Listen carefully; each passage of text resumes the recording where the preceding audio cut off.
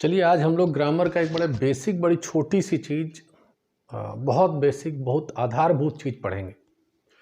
जो वर्ब है बी है, जिसको हम लोग इंट्रोडक्टरी वर्ब कहते हैं अथवा लिंकिंग वर्ब। इसको हम इंट्रोडक्टरी वर्ब कहते हैं या लिंकिंग वर्ब कहते हैं।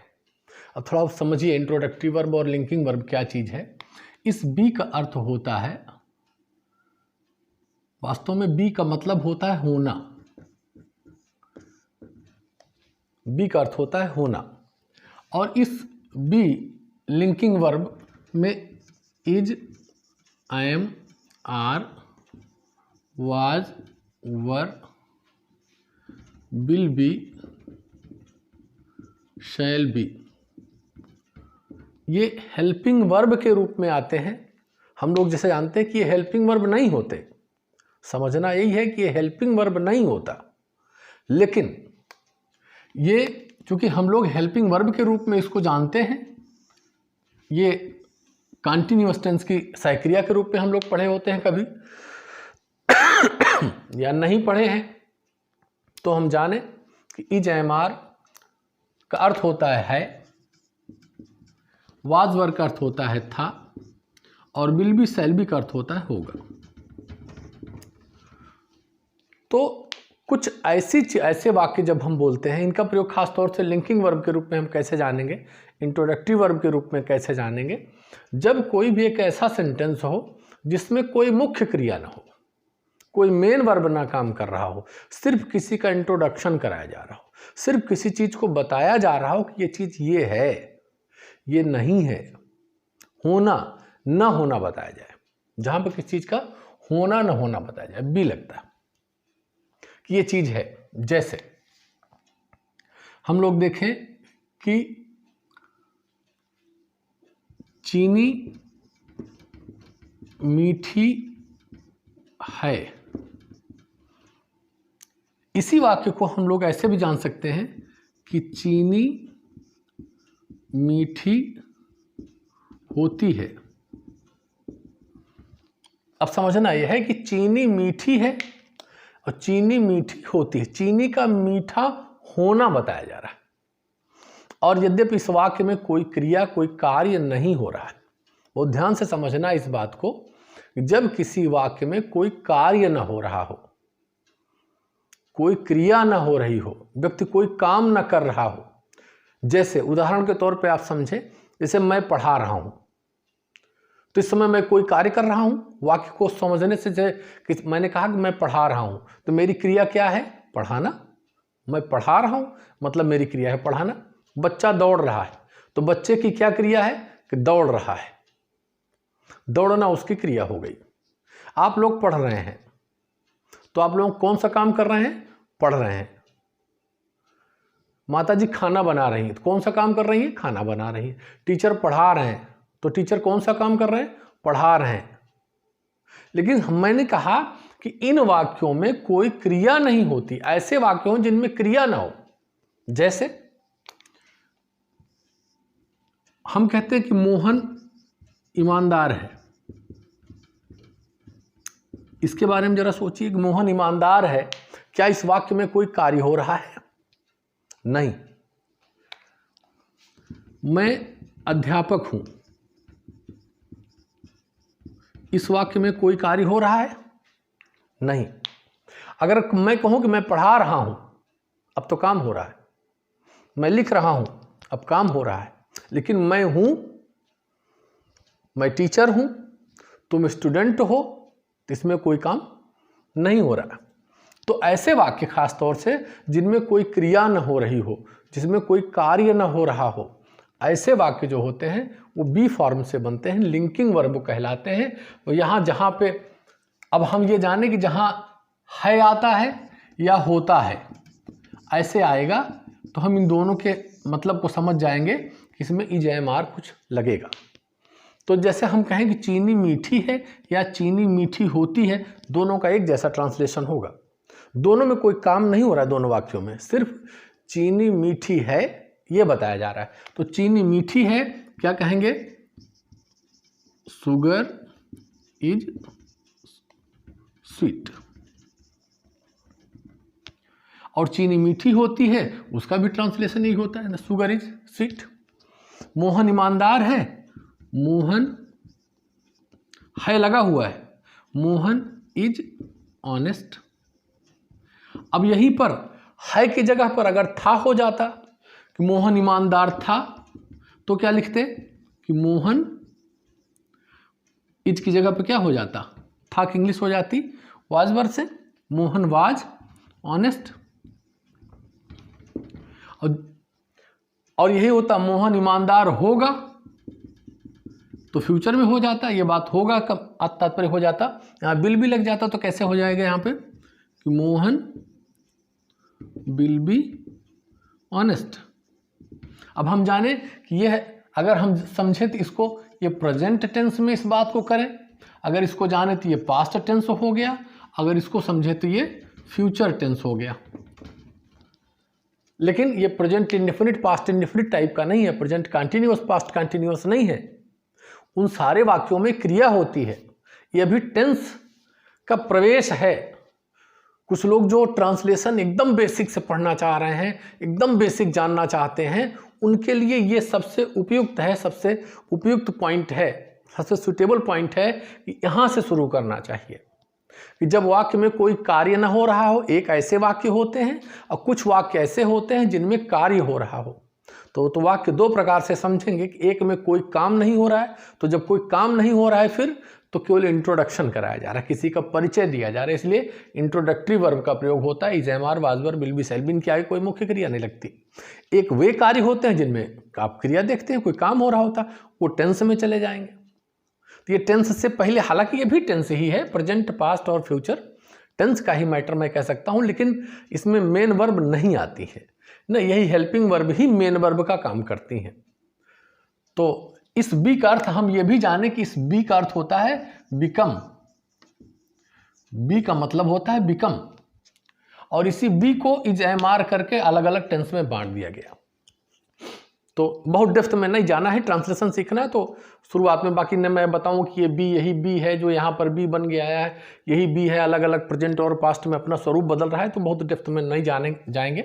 तो ये समझें कि जैसे हुआ मैं अध्यापक हूँ, तो जब है शब्द आता है तो इसमें इज, एम, आर में से लगता है, वाज, वर था में लगेगा, विल बी, शैल बी होगा में लगेगा, तो यहाँ पे क्या लगेगा? मैं अध्यापक हूँ, आई एम अ टीचर।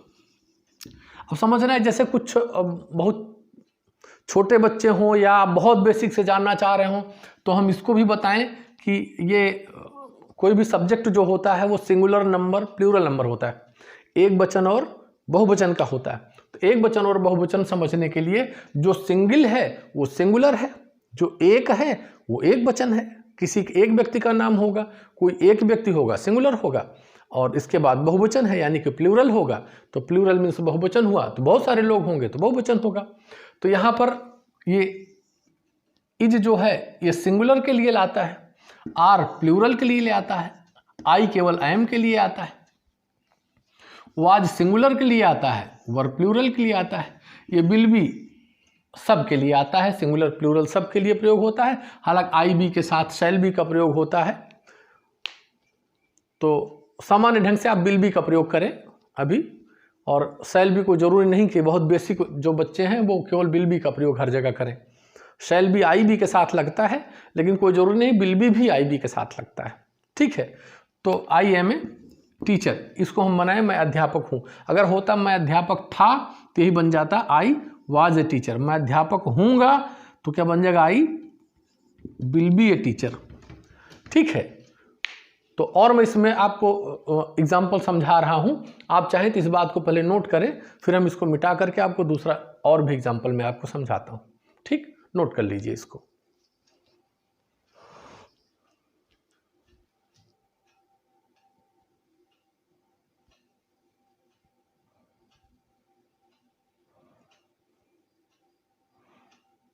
ये वीडियो रोक कर भी आप नोट कर सकते हैं इसको। चलिए अब इसको हम मिटा रहे हैं थोड़ा और आपको बताते हैं इसके बाद कि ये सेंटेंस जब ऐसे हम बनाने लगे इसके, तो सबसे पहले हमें सब्जेक्ट लिखना पड़ता है, सब्जेक्ट। फिर इसके बाद हम लिंकिंग वर्ब लिखेंगे और लिंकिंग वर्ब के पश्चात कॉम्प्लीमेंट लिखेंगे। अब ये सब्जेक्ट का मतलब होता है कर्ता। लिंकिंग वर्ब हमने बता दिया कि इंट्रोडक्टरी वर्ब या लिंकिंग वर्ब होते हैं वही is, am, are, was, were जो आप समझते हैं, is, am, are, was, were etcetera, ये लिंकिंग वर्ब है। इसके बाद कॉम्प्लीमेंट आता है। अब ये आपके समझ में नहीं आ रहा होगा कि कॉम्प्लीमेंट क्या होता है, कुछ लोग नहीं जानते। तो कॉम्प्लीमेंट समझिए, ये कॉम्प्लीमेंट शब्द जो होता है ये कोई कर्ता नहीं होता, ये क्रिया नहीं होती, कर्म नहीं होता। कॉम्प्लीमेंट को हम जाने कि कर्ता क्रिया कर्म नहीं होता, बल्कि इनके बारे में जो शब्द कुछ बताता है कॉम्प्लीमेंट उसे कहते हैं।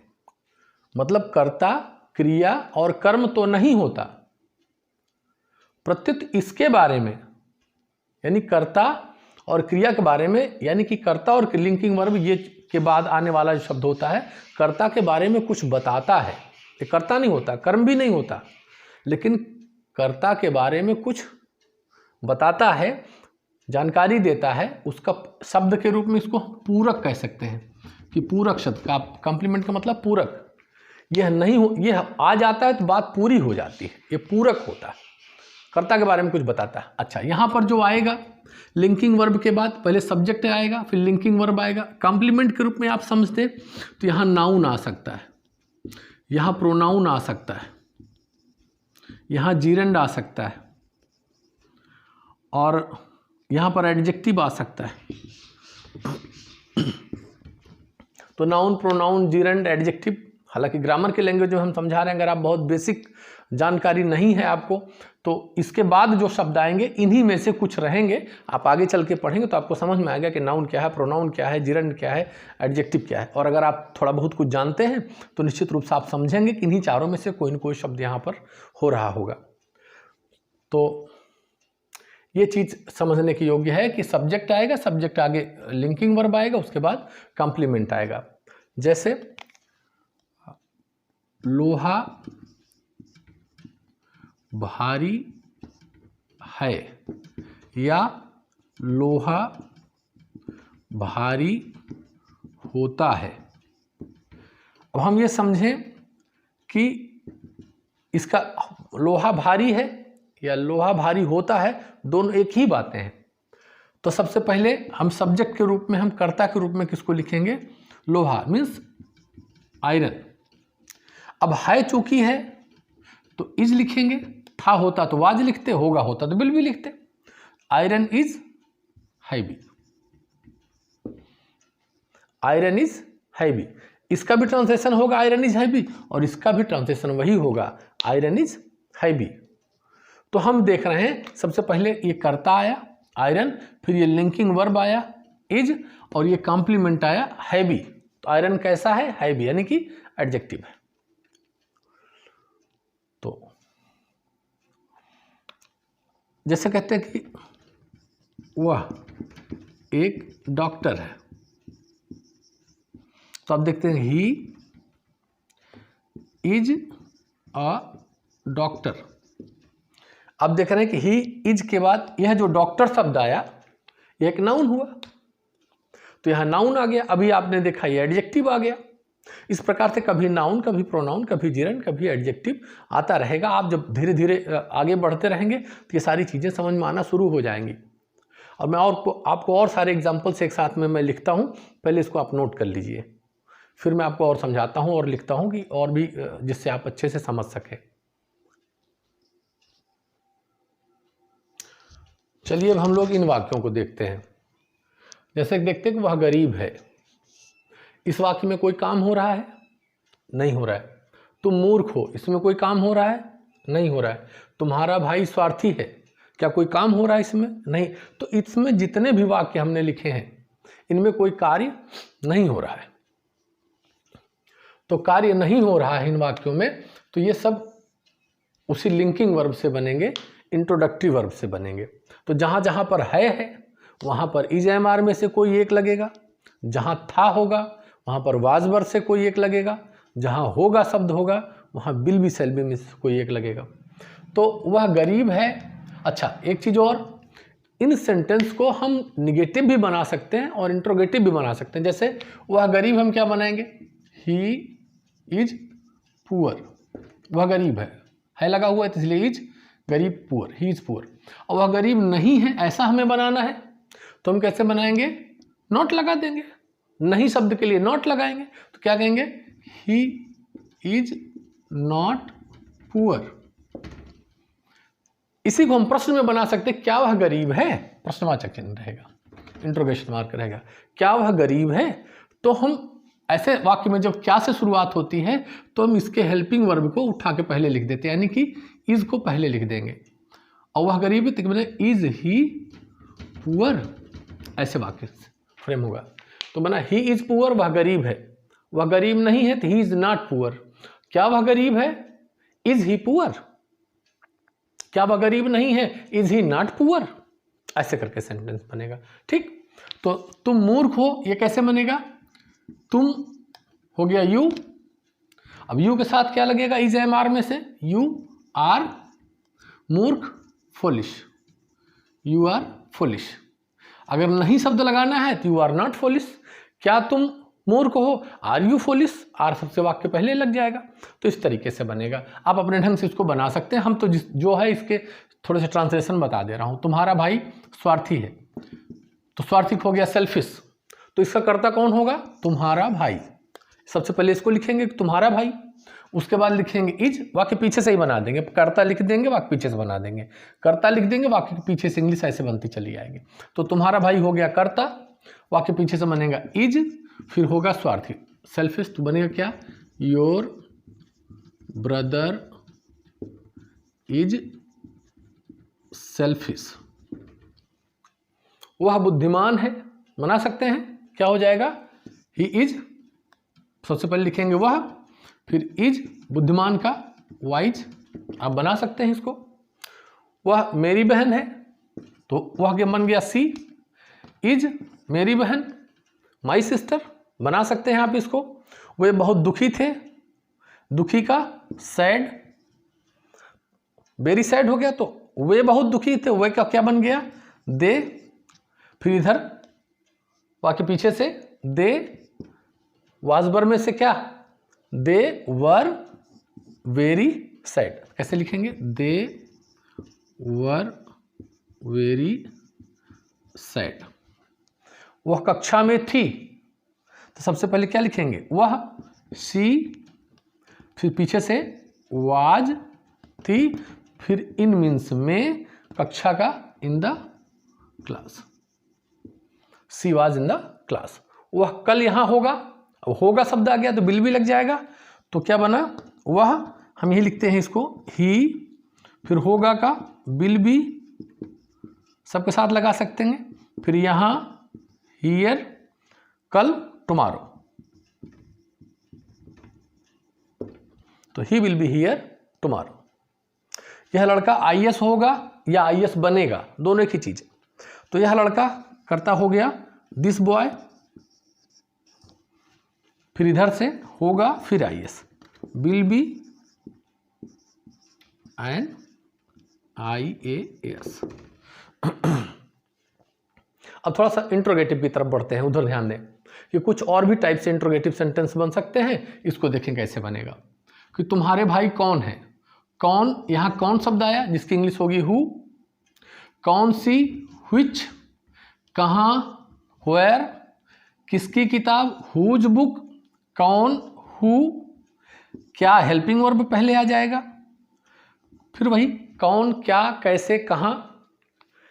एक वीडियो में मैंने इसको समझाया है, शुरुआत में जहाँ हमने टेंस पढ़ाया होगा वहाँ से आप इसे नोट कर सकते हैं कि क्यों, कहाँ, कैसे, किसको, कितने, और जितने भी क्वेश्चन वर्ड्स हैं उसकी मीनिंग मिल जाएगी। आप अपनी बुक से भी देख सकते हैं कि प्रश्नवाचक शब्द की क्या मीनिंग होती है। तो तुम्हारे भाई कौन है, तो सबसे पहले हमें क्वेश्चन को ही पहले लिखना होता है। कहाँ है तो सबसे पहले हमें कहाँ की इंग्लिश पहले लिखनी, कौन सी है तो पहले हमें कौन सी की इंग्लिश पहले लिखनी ना, या किसकी किताब, सबसे पहले हमें किसकी किताब लिखना होगा, कौन कौन सबसे पहले लिखना होगा।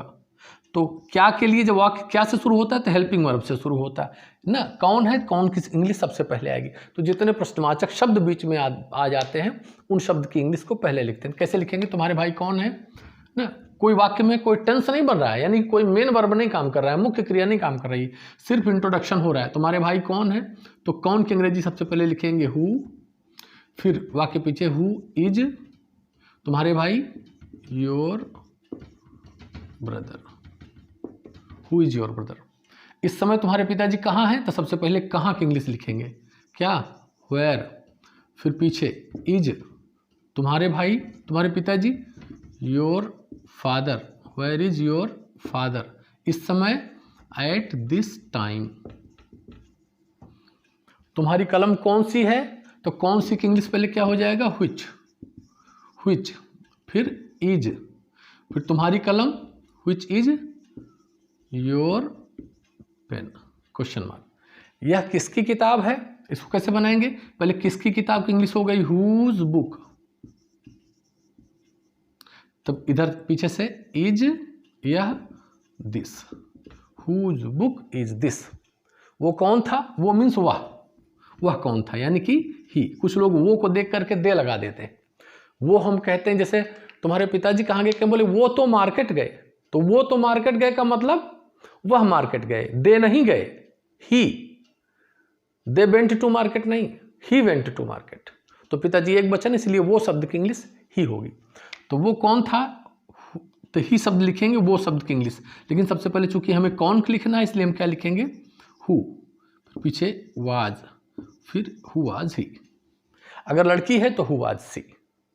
अगर हम लड़की लड़का कुछ नहीं बताना है, केवल इशारे से बताना है तो हु वाज दैट, ठीक है।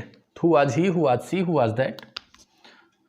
वह, अब लग क्या वह कुत्ता प्यासा है तो क्या शब्द की शुरुआत में आ रही है इसलिए हेल्पिंग वर्ब पहले आ जाएगी इज।